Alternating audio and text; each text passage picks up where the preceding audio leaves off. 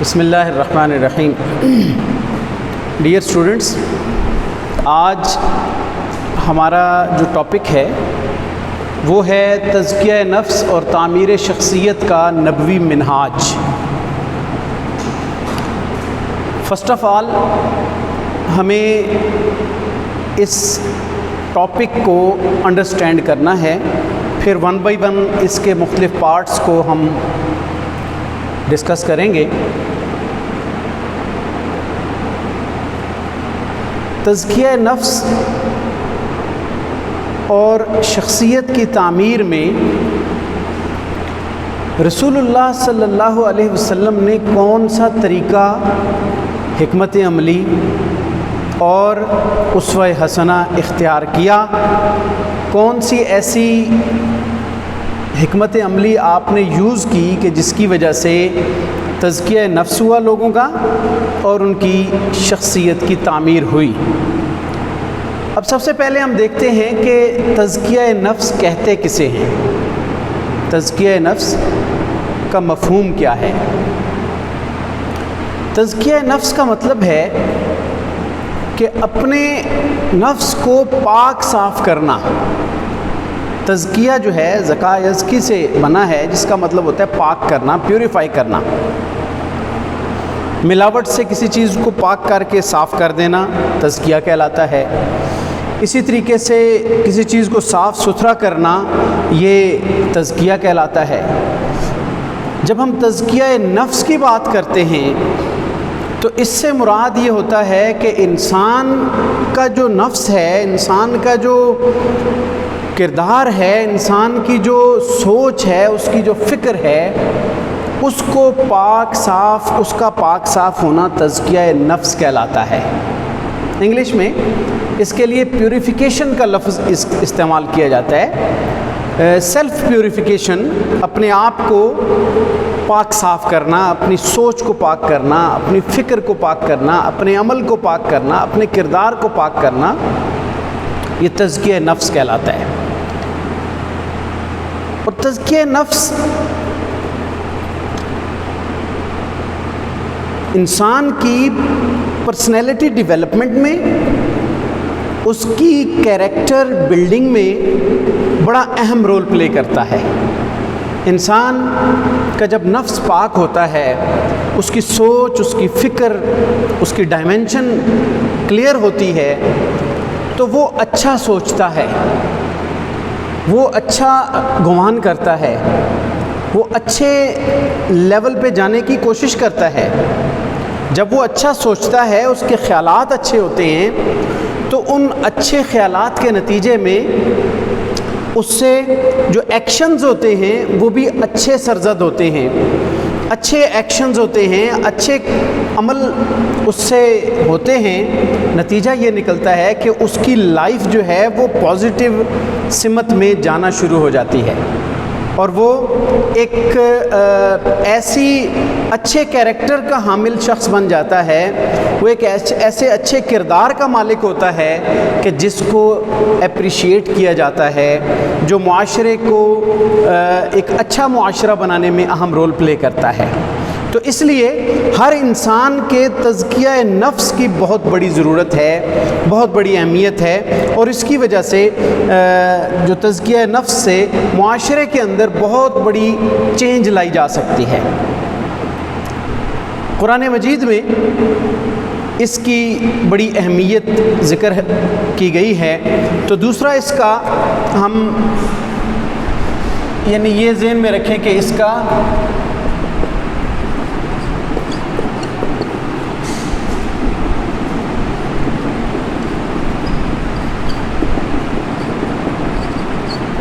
اہمیت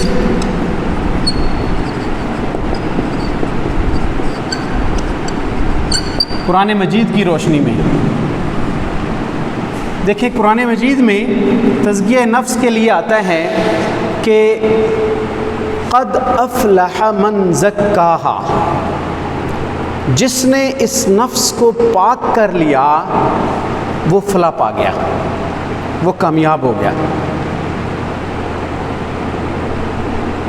قد افلح من تزکا، یہ 2 آیات ہیں، قد افلح من تزکا،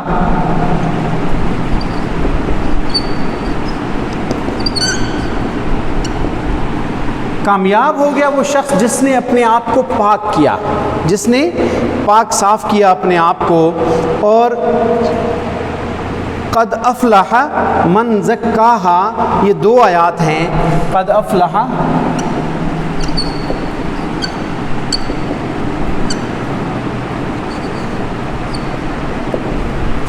کہ وہ کامیاب ہو گیا جس نے اپنے نفس کو پاک صاف کر دیا۔ اس کے علاوہ بے شمار آیات ہیں، لیکن قرآن مجید تزکیہ کو سکسیس کا سرٹیفکیٹ قرار دے رہا ہے۔ قد افلح، قد کا جو لفظ لگتا ہے یہ تحقیق کے لیے ہوتا ہے، نو ڈاؤٹ، بے شک، اس میں کوئی شک کی بات نہیں ہے کہ جس نے اپنے نفس کو پاک کیا وہ کامیاب ہو گیا۔ قرآن مجید میں بے شمار آیات اس طرح کی ہیں۔ نبی پاک صلی اللہ علیہ وسلم کی جو اوبلیگیٹری ڈیوٹی اللہ نے لگائی، آپ کے فرائض منصبی جو اللہ نے ذکر کیے قرآن مجید میں، ان میں ایک فرض منصبی یہ بھی تھا کہ وہ لوگوں کو کتاب و حکمت کی تعلیم دیتے ہیں اور انہیں پاک صاف کرتے ہیں۔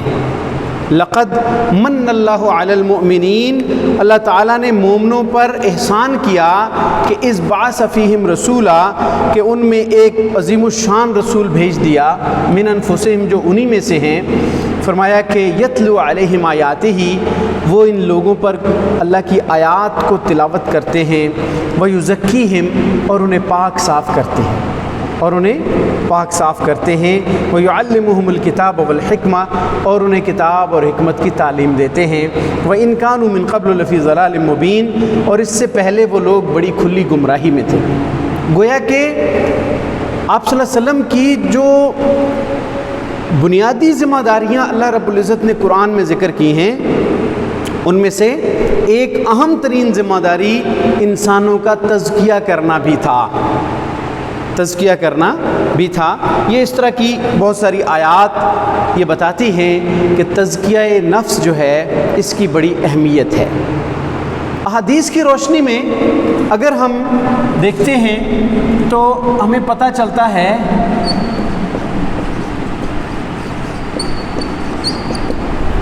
آپ صلی اللہ علیہ وسلم نے انسان کو مختلف پہلوؤں سے تزکیہ نفس اختیار کرنے کی تلقین فرمائی ہے۔ مثلا ایک حدیث میں آتا ہے، آپ صلی اللہ علیہ وسلم نے فرمایا کہ الا وان فی الجسد مضغۃ، کہ جسم میں ایک گوشت کا لوتھڑا ہے، اذا صلحت صلح الجسد کلہ، جب وہ ٹھیک کام کرتا ہے، وہ صحیح صالح رہتا ہے، وہ صحیح رستے پہ رہتا ہے، پورا جسم صحیح کام کرتا ہے۔ وَإِذَا فَسَدَتْ فَسَدَ الْجَسَدُ كُلُّهُ، اور جب وہ خراب ہو جاتا ہے، اس میں فساد آ جاتا ہے، تو پورا جسم خراب کام کرتا ہے، پورا جسم غلط ڈائریکشن پہ چل نکلتا ہے۔ الا وہی القلب، سن لو کہ وہ دل ہے، یعنی دلوں کو پاک صاف کرنا یہ تزکیہ ہے۔ اور آپ نے فرمایا کہ اس دل کو صحیح رکھنا یہ تزکیہ کے لیے بنیادی چیز ہے۔ آپ کے امور، آپ کے اعمال اس صحیح ڈائریکشن پہ جائیں گے جب آپ کا تزکیہ نفس ہوگا، آپ کا دل صحیح کام کرے گا۔ دل خیالات کا مرکز ہے، دماغ میں پلاننگ ہوتی ہے، اور ہمارے اعضاء جو ہیں وہ کسی عمل کو سر انجام دیتے ہیں۔ یہ جو تینوں چیزوں کا آپس میں ربط ہے یہ بہت ضروری ہے انڈرسٹینڈنگ کے لیے، ایک اچھے کام کرنے کے لیے، برائیوں سے بچنے کے لیے، اور ان پر کنٹرول اور ان پہ ضبط جو ہے یہ بہت ضروری ہے ایک اچھی پرسنالٹی ڈیولپ کرنے کے لیے۔ اب یہ تو ہو گئی کہ تزکیہ کا مفہوم کیا ہے اور اس کی قرآن اور حدیث کی روشنی میں کیا اہمیت ہے۔ آپ صلی اللہ علیہ وسلم نے بے شمار ایسی احادیث ارشاد فرمائیں کہ جس کے اندر آپ نے اپنے اخلاق کو، کردار کو سنوارنے کا حکم دیا۔ آگے جب ہم آپ صلی اللہ علیہ وسلم کے اس میں طریقہ کار پہ بات کریں گے تو بہت ساری چیزیں اس میں ڈسکس ہو جائیں گی۔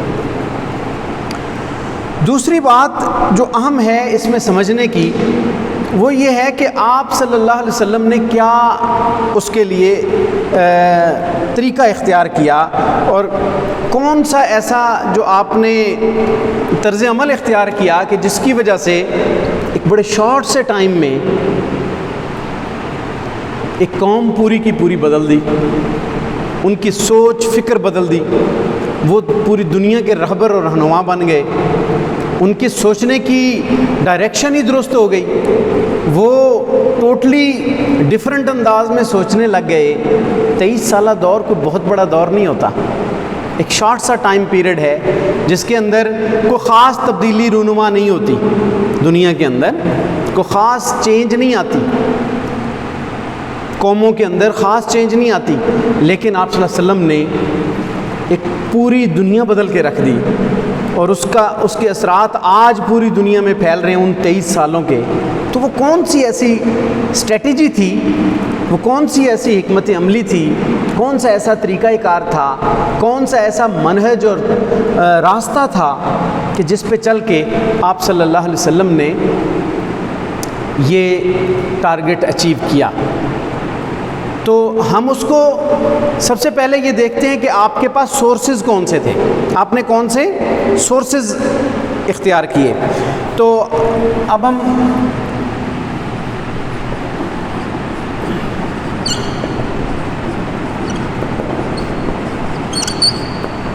منہج کا مطلب ہے راستہ، تو ذرائع تزکیہ نفس کے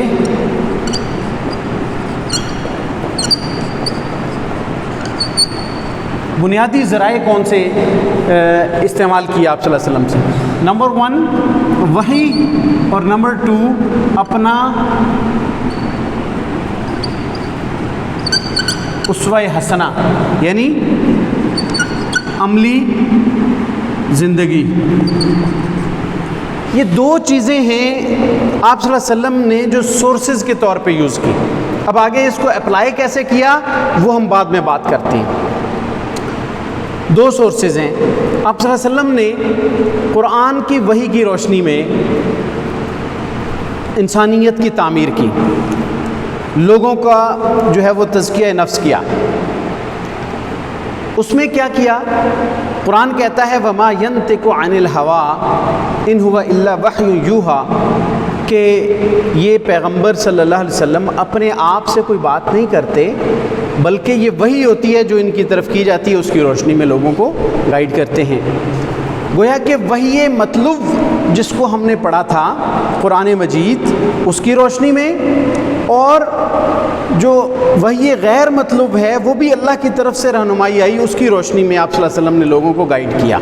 ریویلڈ نالج، جو وحی کے ذریعے آیا ہوا نالج ہے، اس کے ذریعے آپ نے گائیڈ کیا۔ اور دوسرا، لوگوں کو اس طرز عمل کی پریکٹیکل شکل دکھائی، خود کر کے دکھایا آپ صلی اللہ علیہ وسلم نے، اپنی پوری زندگی میں یہ امور خود سر انجام دیے۔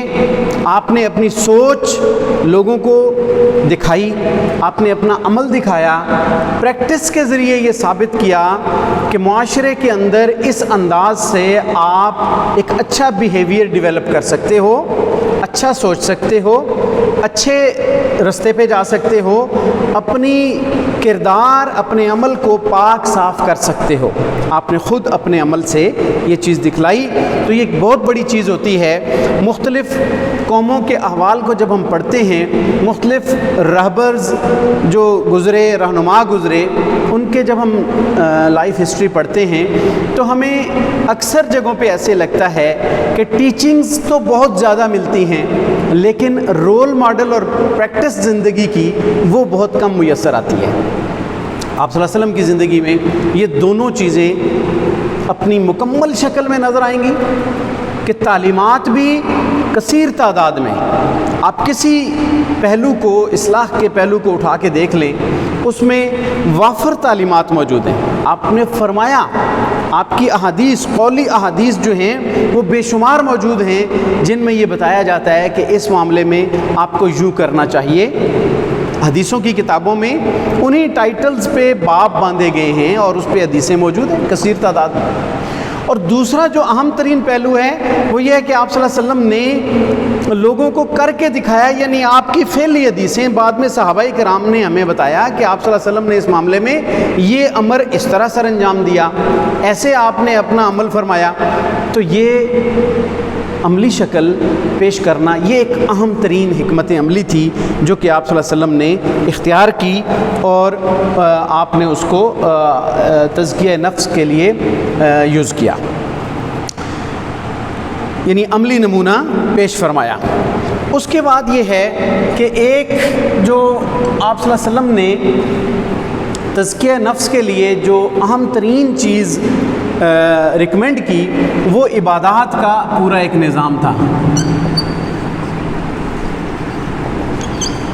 عبادات کا نظام، دیکھیں عبادات اسلام کے اندر عبادت کا یہ کانسیپٹ نہیں ہے کہ وہ جسٹ ایک ورشپنگ ہو، بیٹھ کے آپ راگ الاپتے رہو اور نام جپتے رہو اور اس کے اندر کوئی ایکشن نہ ہو.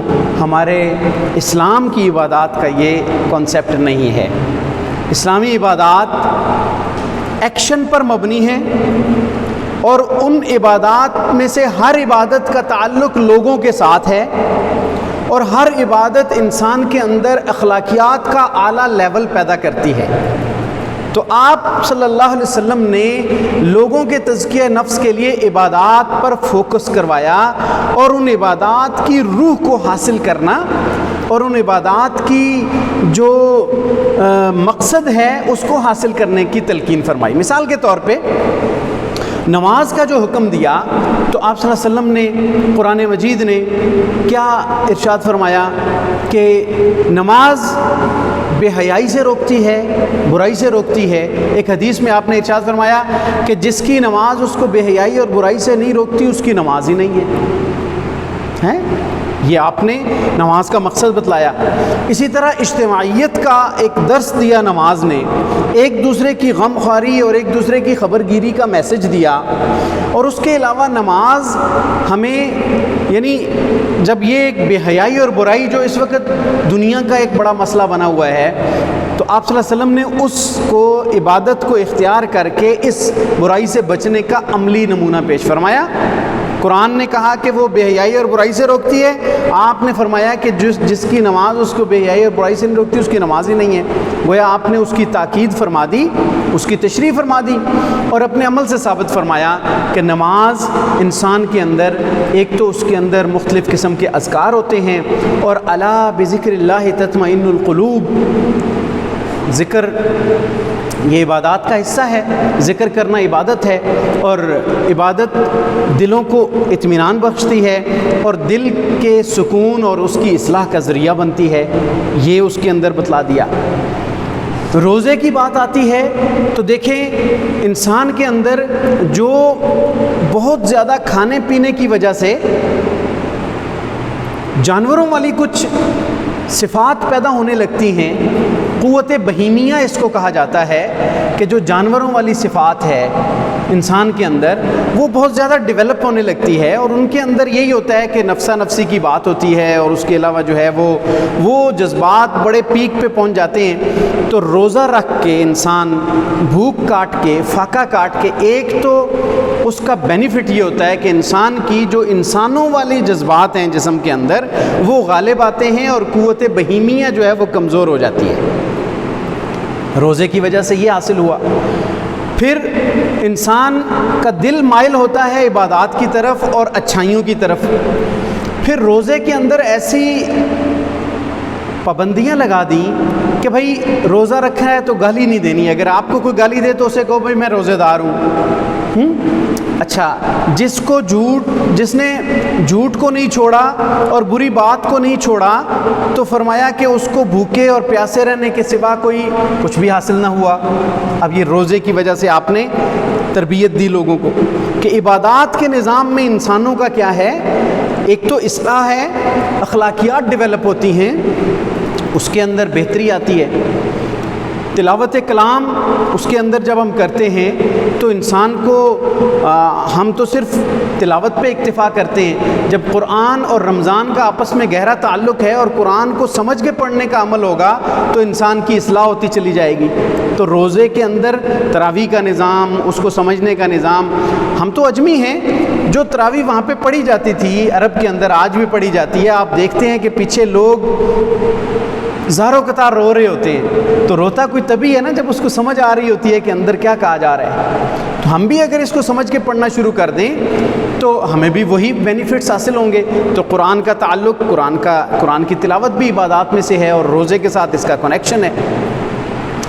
یعنی اس میں غمخواری کی بات آ جاتی ہے، اس کو الشہر المواسات قرار دیا کہ بھئی یہ ہمدردی کا مہینہ ہے۔ کسی نے ایک روزے دار کو افطاری کروائی تو اس کو پورے روزے دار جتنا اجر، تو یہ ساری فضیلتیں رمضان کے حوالے سے کثیر تعداد میں انسان کی پیوریفیکیشن کے لیے ایک پورا سسٹم بنایا جا رہا ہے۔ پھر زکوٰۃ کو لے لیں، زکوٰۃ کیا ہے؟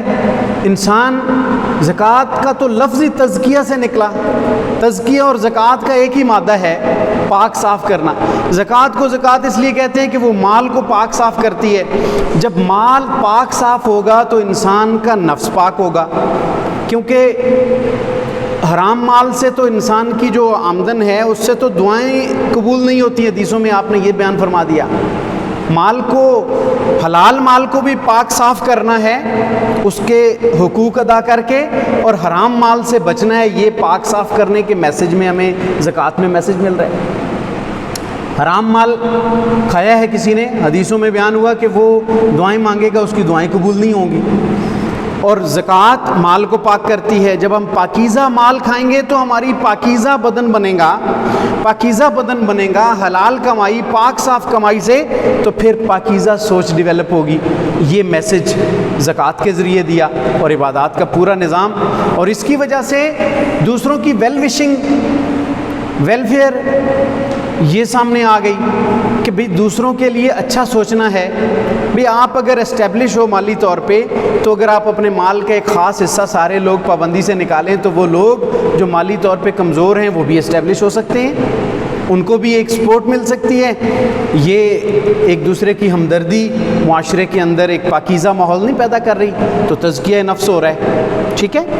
اب یہ زکوٰۃ کی بات آ گئی، اور حج ہے ہی پورا تزکیہ نفس کا ذریعہ کہ اپنے نسبی اور اپنے جو مالی آپ کے اسٹیٹس ہیں ان کو ایک سائیڈ پہ پھینک دو، ایک جیسا لباس پہن لو اور اپنے نفس کو مارو، زمین پہ لیٹ جاؤ، کیمپوں میں رہو، چلو پھرو، واک کرو، طواف کرو، اللہ کے سامنے گڑ گڑاؤ، عاجزی اور انکساری کا اظہار کرو۔ تم دنیا کے جتنے بڑے بادشاہ ہو، اللہ کے سامنے 2 انسلے کپڑوں میں مانگنا ہے، دعائیں مانگنی ہے، تو یہ بھی تکبر، غرور کو ختم کرتا ہے، عاجزی لے کے آتا ہے۔ آپ صلی اللہ علیہ وسلم نے جو وہاں پہ مختلف مقامات پہ آہوزاری کے ساتھ دعائیں مانگنا اور وہ مناسک ابراہیم علیہ السلام کی جو پیروی کرتے ہوئے ان کو ادا کرنا، شیطان کو کنکریاں ماری جاتی ہیں، اس کا مطلب علامتی طور پہ ہے وہاں پہ شیطان تو نہیں کھڑا ہوا، اس جگہ پہ شیطان کو ابراہیم علیہ السلام نے بہکاوے میں آنے سے بچنے کے لیے کنکری ماری تھی، تو مسلمانوں کے لیے وہ رول ماڈل بن گیا وہ عمل، لہٰذا وہاں پہ شیطان کو کنکریاں مار کے عملی طور پہ انسان یہ کہتا ہے کہ میں اپنے نفس کو پاک کروں گا گناہوں سے، شرک سے، بدعات سے، خرابیوں سے اور برے اعمال سے، اور اس شیطان کی بات نہیں مانوں گا، بلکہ میں اس کو کنکریاں مار رہا ہوں، جیسے میں یہاں پہ اس کو کنکریاں مار رہا ہوں، تھرو آؤٹ دی لائف میں اپنے گناہوں سے اپنے آپ کو بچاؤں گا اور شیطان سے دور رہوں گا، شیطان کو اپنے آپ سے دور رکھوں گا۔ یہ وہاں پہ تربیت ہو رہی ہے، وہاں پہ حسب نسب اور مال و دولت کے تفاخر اور فخر و غرور کمر توڑی جا رہی ہے کہ بھئی کسی کے لیے کوئی علیحدہ سے جو ہے وہ لباس نہیں ہے، علیحدہ سے کوئی صف نہیں ہے، بس سب لوگ اکٹھے کھڑے ہوں اور وہ اللہ کے سامنے سر بسجود ہو جائیں۔ یہ تربیت ہو رہی ہے۔ پھر جب اتنی دن وہاں پہ انسان محنت کرتا ہے تو اس کا تزکیہ نفس ہوتا ہے اور اس کے لیے عبادات کا ذریعہ ہوتا ہے۔ تو جہاد ہے، جہاد سے بڑی تو تزکیہ نفس کی چیز ہی کوئی نہیں ہے کہ اللہ کے راستے میں کوشش کرنے کا وہ لیول اچیو کر لیا جائے کہ جب انسان اپنی جان ہتھیلی پہ رکھ کے اللہ کے راستے میں نکل جائے کہ میں اپنا باقی سارا کچھ بھی قربان کرنے کے لیے تیار تھا، لیکن سب سے قیمتی چیز وہ میری جان ہے جو میں اللہ کے راستے میں قربان کرنے کے لیے آ گیا ہوں. تو وہ جب اللہ کے راستے میں قربان کرتا ہے، اس کا مطلب ہے کہ وہ بہت بڑا لیول اچیو کر لیتا ہے اپنے تزکیہ نفس کا، اور جو ہی شہید ہوتا ہے اللہ تعالیٰ اس کو جنت میں اعلیٰ مقام عطا فرما دیتا ہے. تو یہ ایک بہت بڑی تربیت کا ایک نظام تھا جو آپ صلی اللہ علیہ وسلم نے دیا. اب یہ تو ہے پریکٹیکل نظام عبادات کا. بہت سارے مس کانسیپٹ ڈیولپ ہو گئے معاشرے کے اندر، اور تزکیہ نفس کے لیے بجائے ان عبادات کا اور ان پریکٹیکل چیزوں کا اور بینیفیشل چیزوں کا استعمال کیا جاتا، الٹے سیدھے طریقے لوگوں کو بتانا شروع کر دیے جو رسول اللہ صلی اللہ علیہ وسلم کا طریقہ نہیں تھا. نبوی منہاج ڈسکس کر رہے ہیں، اس کا مطلب ہے ہم نبوی منہاج کو اختیار کریں گے تو تزکیہ نفس ہوگا لوگوں کا، ہم بھی اسی طریقے سے کوشش کر سکتے ہیں. مثال کے طور پہ ایسے ایسے طریقے تزکیہ نفس کے لیے دے دیے کہ بھائی کالی رات میں کالے قبرستان میں جا کے تم نے 4 مہینے کے لیے وہاں پہ اندھیروں میں رہنا ہے. دس از ناٹ اسلام. نہ اسلام کا یہ تزکیہ نفس کا یہ چلہ کشی اس انداز کی، بھائی کنویں میں لٹک کے تم نے جو ہے نا وہ ایک چلہ کاٹنا ہے، تم بڑے پہنچ جاؤ گے اور یہ ہو جائے گا. فلاں جگہ پہ تم نے فلاں اتنا عرصہ جو ہے نا وہ چلہ کشی کرنی ہے اور چکر کاٹنے ہیں تو تم بڑے پیر بن جاؤ گے اور بڑے ولی اللہ بن جاؤ گے، اور اس مقصد کے لیے بہت سارے فلاں چیز کی قربانی دینی ہے اور فلاں کرنا ہے. یہ سب سیلف میڈ ریسورسز بنائے گئے ہیں، سیلف میڈ ٹیچنگز ہیں جو دی جاتی ہیں. اسلام نے ایسی کوئی چلہ کشی اور رہبانیت منع کر دی. آپ صلی اللہ علیہ وسلم نے فرمایا لا رہبانیت فی الاسلام، اسلام میں ترک دنیا ہے ہی نہیں ہے. اور حدیثوں میں آتا ہے اگر ترک دنیا اسلام میں ہے، تم کرنا چاہتے ہو تو جاؤ جہاد کر کے شہید ہو جاؤ، اسلام کی رہبانیت یہی ہے.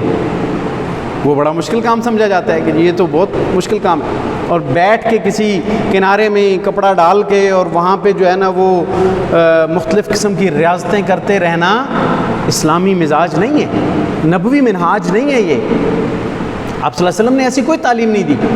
عبادات بذات خود بہت بڑا سورس ہیں تزکیہ نفس کا، انہی کو استعمال کرنا چاہیے، انہی کو آپ صلی اللہ علیہ وسلم نے استعمال کرنے کا حکم دیا، جس کی وجہ سے نہ صرف انسان خود پاکیزہ سیرت اور پاکیزہ اخلاق کا مالک ہو جاتا ہے، بلکہ معاشرے کے اندر بھی وہ ایک اچھا رول پلے کرتا ہے اور لوگوں کے اندر ایک اچھا ماحول ڈیولپ ہوتا ہے. تو کہنے کا مقصد یہ ہے کہ آپ صلی اللہ علیہ وسلم نے جہاں وحی اور اپنے اسوہ حسنہ کے ساتھ دیگر چیزوں کے ساتھ کیا، عبادات کا پورا ایک نظام دیا جس کے ذریعے آپ نے نفس کو پاک کرنے کے لیے تعلیمات ارشاد فرمائیں. ہمیں ہر عبادت کے حوالے سے یہ کانسیپٹ کلیئر ہونا چاہیے کہ یہ عبادت میرے اخلاق میں، میرے کردار میں، میری پرسنالٹی کے اندر کون سا اہم رول پلے کر رہی ہے، کون سی میری اس کے ساتھ بہتری ہو رہی ہے. جب آپ عبادات کے ساتھ مزین افراد کو دیکھتے ہیں تو ان میں سے اکثر لوگوں کے اخلاق اور شخصیت باقیوں سے بہت اچھی ہوتی ہے. تو آپ نے جب تزکیہ نفس کیا تو لازمی بات ہے اس کے ذریعے تعمیر شخصیت بھی ہوئی. تیسرے نمبر پہ جو اہم ترین چیز ہے وہ ہے نظام اخلاق.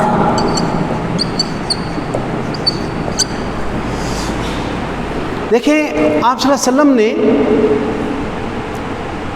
ایک ایسا جامع قسم کا اخلاقیات کا نظام عطا فرمایا انسانیت کو کہ ایسا کمپریہنسو قسم کا، جامع قسم کا اخلاقیات کا نظام پہلے انسانیت کو میسر نہیں تھا.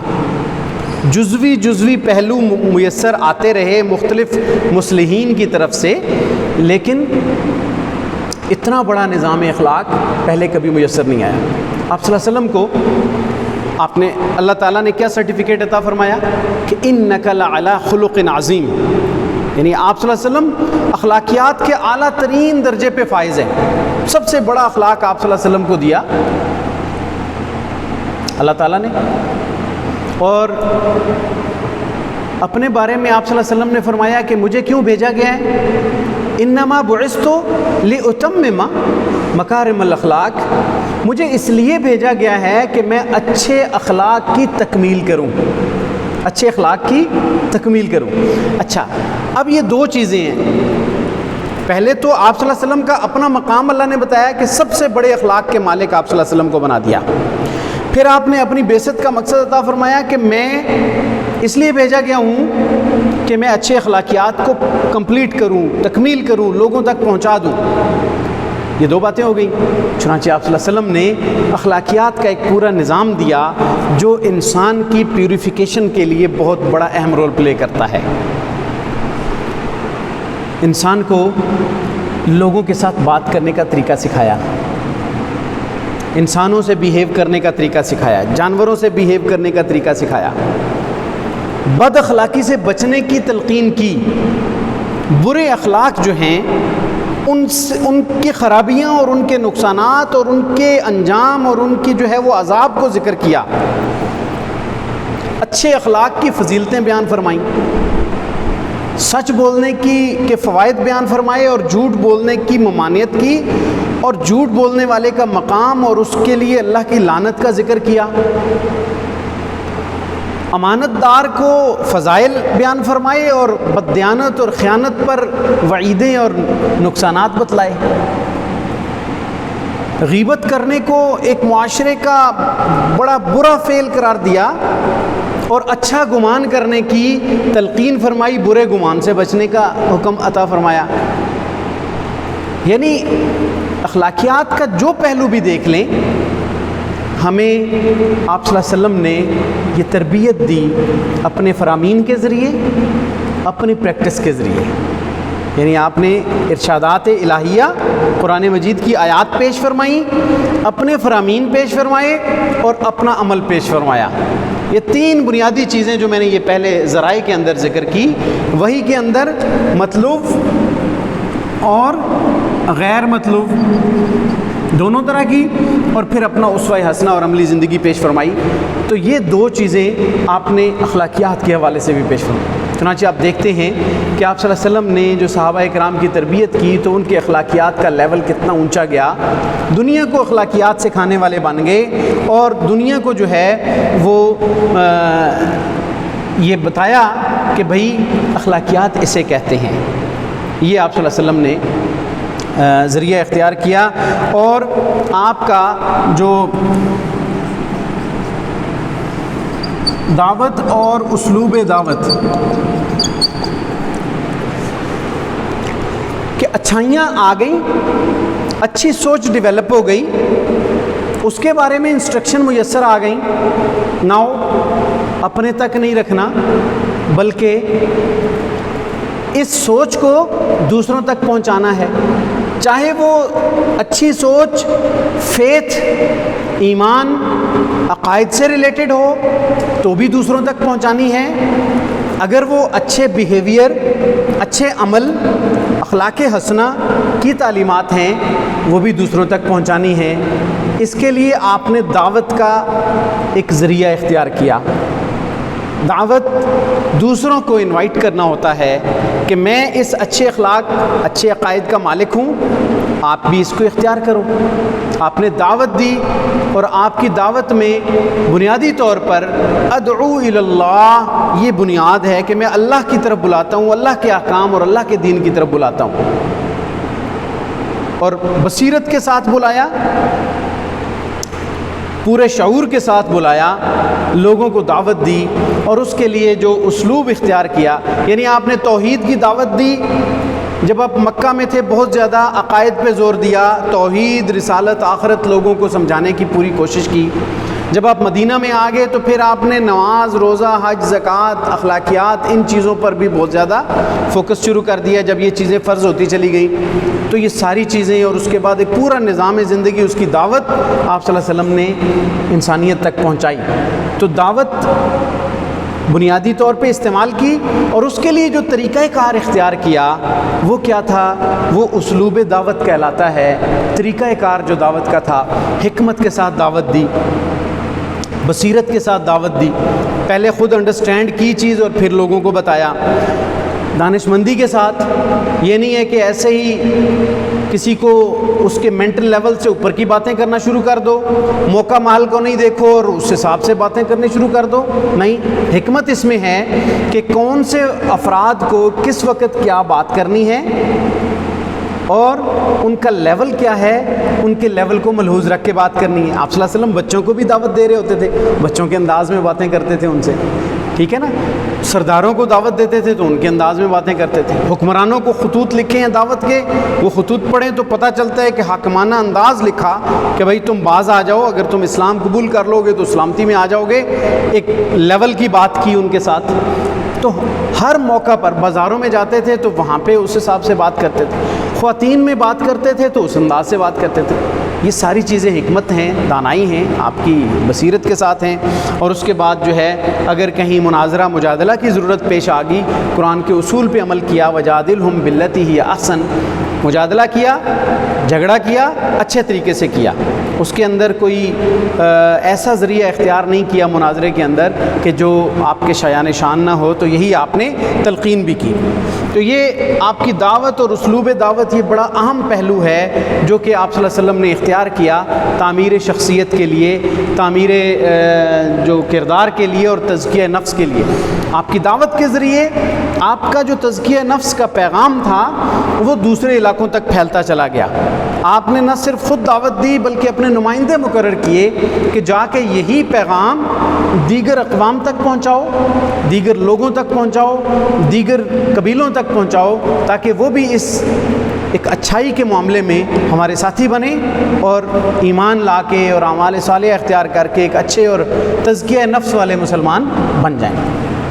اس کے بعد یہ ہے کہ اچھی صحبت کی تلقین کی آپ نے،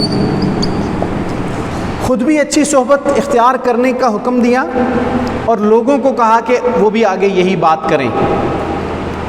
قرآن مجید کی ہم سورۃ فاتحہ پڑھتے ہیں تو آغاز ہی اس بات سے ہوتا ہے کہ اے اللہ ہمیں ان لوگوں کے رستے پہ چلا جن پر تیرا انعام ہوا، ان لوگوں کے رستے سے بچا جن پر تیرا غضب ہوا، جو گمراہ ہوئے۔ آپ صلی اللہ علیہ وسلم نے اس کی آگے تشریحات بیان فرما دی کہ انعام یافتہ لوگ وہ ہیں جو نبیین ہیں، صدیقین ہیں، شہداء ہیں، صالحین ہیں، ان کے طرز عمل پہ چلنے کا حکم ارشاد فرمایا کہ ان کے طرز عمل کو اختیار کرو۔ اب جب اچھی صحبت اختیار کرنا، بری صحبت سے بچنے کا حکم قرآن نے دیا، آپ صلی اللہ علیہ وسلم نے اس کی تلقین فرمائی۔ آپ نے اپنے دوستوں کے انتخاب کرنے کے لیے ہدایات ارشاد فرمائیں، علماء کی مجلس اور محفل کو رحمتوں اور برکتوں کا ذریعہ قرار دیا، تعلیم و تعلم کی جو مجلس تھی اس کو آپ نے اختیار کیا، یعنی ذکر اذکار کے حلقوں کے اندر بیٹھنے کو تلقین کیا۔ یہ آپ صلی اللہ علیہ وسلم کی تعلیمات کا حصہ ہیں۔ برے لوگوں سے بچنے کی تلقین کی، وَأَعْرِضْ عَنِ الْجَاهِلِينَ، جاہلوں سے بچ کے رہو والا عمل آپ نے خود کر کے دکھایا۔ وَإِذَا خَاطَبَهُمُ الْجَاهِلُونَ قَالُوا سَلَامًا، بہت اکھڑ قسم کے لوگ، جاہل قسم کے لوگ جب بحث پہ آتے ہیں قالوا سلاما، تو انہیں سلام متارکت کر کے گزر جاؤ۔ آپ صلی اللہ علیہ وسلم نے اپنے بیہیویئر میں یہ چیز ارشاد فرمائی، جو لوگ آپ کا ٹھٹھا اور مذاق کرتے تھے آپ کبھی ان سے اس طرح نہیں الجھے۔ اچھے لوگوں کی محفل ڈیولپ کرنا، اچھے لوگوں کی محفل میں بیٹھنا، اچھے لوگوں کے رابطے میں رہنا، یہ قرآن نے بھی حکم دیا، آپ صلی اللہ علیہ وسلم نے اس کی تعلیم دی۔ وَكُونُوا مَعَ الصَّادِقِينَ کا حکم آیا قرآن میں، سچے لوگوں میں سے ہو جاؤ، سچے لوگوں میں شامل ہو جاؤ، نیک لوگوں کے ساتھ ہو جاؤ۔ تو یہ آپ صلی اللہ علیہ وسلم نے اچھی صحبت اختیار کرنے کا حکم ارشاد فرمایا۔ اس کو آپ نے یعنی اس چیز کی پروٹیکشن کے لیے ایک ذریعے کے طور پہ استعمال کیا۔ ایک شخص کی قرآن و سنت کے مطابق تعلیم ہو گئی، اس نے بہت کچھ سیکھ لیا، لیکن اس کے بعد اس نے ماحول ایسا اڈاپٹ کر لیا جس کے اندر وہ چیزیں ذکر نہیں ہوتی، وہ چیزیں ڈسکس نہیں ہوتی، تو نتیجہ کیا نکلے گا کہ آہستہ آہستہ اس کی جو تعلیم دی گئی ہے وہ آہستہ آہستہ ختم ہونا شروع ہو جائے گی اور وہ مائنس لیول پہ چلے گا، کاؤنٹ ڈاؤن شروع ہو جاتا ہے۔ بندہ برے ماحول میں چلا گیا تو آہستہ آہستہ چیزیں بھولنا شروع ہوئیں، پھر ان کے عمل کے اندر شریک ہو جاتا ہے انسان، آہستہ آہستہ خربوزے کو دیکھ کے خربوزہ رنگ پکڑ جاتا جاتا ہے a man is known by the company he keeps. یہ ایک بڑا محاورہ ہے، اسی لیے اس کو اسلام میں حکم دیا گیا کہ اچھے لوگوں کی صحبت اختیار کرو. لوگوں کی پہچان تمہارے اٹھنے بیٹھنے سے بنتی ہے، اور جو اچھی مجلسوں میں جانا، ان کے اندر ان کے فضائل بیان فرمایا آپ صلی اللہ علیہ وسلم نے، تاکہ لوگ ایک اچھی صحبت کو اختیار کر کے تزکیہ نفس کے اندر وہ آگے بڑھتے چلے جائیں. یہ سب کچھ تو چلتا رہا. ایک اہم ترین چیز کہ انسان کی زندگی غلطیوں سے بھرپور ہوتی ہے. ایک آدمی کو پتہ چل گیا کہ میں سابقہ زندگی میں تو گناہوں میں مبتلا رہا، مجھ سے غلطیاں کوتاہیاں ہوئیں، اور اب مجھے اس چیز کا پتہ چلا ہے لیکن میں تو پہلے سے آلودہ زندگی بسر کر چکا ہوں. تو وہاں پہ اگر کوئی وے آؤٹ نہ ملے انسان کو، تو بعض اوقات یوں ہوتا ہے کہ وہ سمجھتا ہے کہ اب میں تو پہلے ہی اتنے ان چیزوں میں ڈوبا ہوا ہوں، تو چلو اب میں کیا واپس جاؤں گا. اسلام نے قرآن مجید کی تعلیمات میں اور آپ صلی اللہ علیہ وسلم نے اپنے فرامین میں لوگوں کو توبہ کی جو ہے وہ تعلیم دی، توبہ کی تعلیم دی. آپ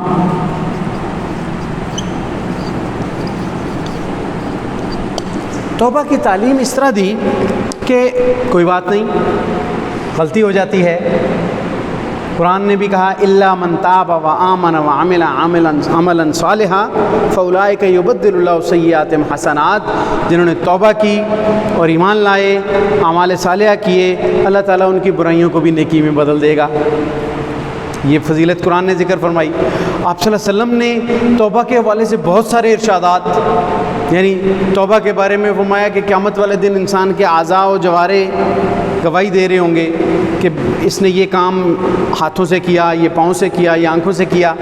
تو جب بندہ توبہ کر لیتا ہے تو حدیثوں میں آتا ہے کہ اللہ تعالیٰ قیامت والے دن ان اعضاء کو باتیں بھلا دے گا، وہ انسان کے خلاف گواہی نہیں دے سکیں گے، ان کے حافظے ختم ہو جائیں گے، میموری ختم کر دی جائے گی. اللہ کی قدرت میں ہے، اللہ کے اختیار میں. توبہ کرنے والے کو بہت بڑے فضائل کہ بھئی ایک ایسا وقت آ سکتا ہے کہ اگر آپ ٹرننگ پوائنٹ پہ آ گئے ہو تو مایوس نہیں ہونا. لا تقنطوا من رحمت اللہ، اللہ کی رحمت سے مایوس نہیں ہونا. ان اللہ یغفر الذنوب جميعا، اللہ تعالیٰ سارے گناہوں کو معاف کر دے گا.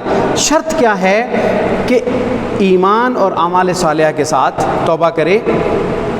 توبۃ نصوحہ کا مطلب قرآن مجید میں لفظ آتا ہے کہ ایسی توبہ کرو جو پکی ہو. اس کی تشریح میں لکھا جاتا ہے کہ اس کے بعد دوبارہ ان گناہوں پہ اصرار نہ ہو. توبہ کیا ہوتی ہے؟ توبہ سوری نہیں ہوتی. توبہ ایک ایگریمنٹ ہے جس کے اندر یہ کہا جاتا ہے کہ میرا پچھلا کیا ہوا جو گناہ ہے میں اس سے تائب ہوتا ہوں، میں اس پہ شرمندہ ہوں، میں اللہ سے معافی کا خواستگار ہوں اور آئندہ میں اس کو نہیں کروں گا. ایک انسان پکے عزم کے ساتھ توبہ کر لیتا ہے، لیکن اگر پھر اس سے کسی انسانی کمزوری کی وجہ سے کوئی گناہ سرزد ہو جاتا ہے تو پھر وہ توبہ کر لے. توبہ کی نیت سے گناہ نہیں کرنا چاہیے، لیکن توبہ کرنے کے بعد اگر دوبارہ غلطی سے گناہ ہو جاتا ہے تو پھر توبہ کو ریپیٹ کرتے رہنا چاہیے. یہ اللہ تعالیٰ نے راستہ بتایا. تو آپ صلی اللہ علیہ وسلم نے یہ توبہ کا راستہ پیوریفیکیشن کے لیے اختیار کیا اور بتلایا. چنانچہ جب صحابہ کرام جو پہلے غیر مسلم تھے، جب ان کی اسلام لانے کی بات آتی تھی تو وہ پہلے والے عمل پہ پریشانی کا اظہار کیا کرتے تھے، تو آپ صلی اللہ علیہ وسلم انہیں توبہ کا حکم ارشاد فرماتے تھے. اور یہ اصول بھی ذکر فرمایا تھا کہ اسلام پہلے والی چیزوں کو ریموو کر دیتا ہے. الاسلام یہدم ما کان قبلہ، جو پہلے ہو چکا اس کو اسلام جو ہے وہ منہدم کر دیتا ہے، ختم کر دیتا ہے. لیکن اسلام کے اندر اگر آ کے بھی کچھ گناہ ہوتے ہیں تو اس کو توبہ کے ذریعے ریموو کیا جا سکتا ہے. یہ آپ صلی اللہ علیہ وسلم نے ایک رے آف ہوپ دی کہ بھئی امید کی کرن ہے. ایسا نہیں ہے کہ اگر کوئی اپنے نفس کو آلودہ کر کے زندگی بھر گزار چکا ہے، تو اب نفس کو پاکیزہ کرنے کا کوئی رستہ نہیں ہے۔ نو، توبہ نفس کو پاک کرنے کے لیے ایک انتہائی اہم چیز ہے۔ ویسے بھی توبہ کرتے رہنا یہ انسان کے چھوٹے موٹے گناہوں کی ریموول کا سبب بن جاتا ہے۔ ہم اپنے اس لیکچر کو 2 حصوں میں ہی ڈیوائیڈ کریں گے۔ ایک یہ تزکیہ نفس اور اس کے لیے آپ صلی اللہ علیہ وسلم کا جو منہج کیا تھا، اس کا مفہوم اور اس کی احادیث کی روشنی میں اس کو کیسے اختیار کیا جا سکتا ہے۔ اس کے بعد ہم کچھ پرسنالٹی ڈیولپمنٹ جو ہے اس پہ، تعمیر شخصیت پہ آپ صلی اللہ علیہ وسلم کا جو منہج ہے اس پہ الگ سے بھی بات کریں گے۔ اللہ تعالی ہمیں اپنے نفس کو پاک کرنے کی توفیق عطا فرمائے اور ہمیں اس کی سمجھ نصیب فرمائے۔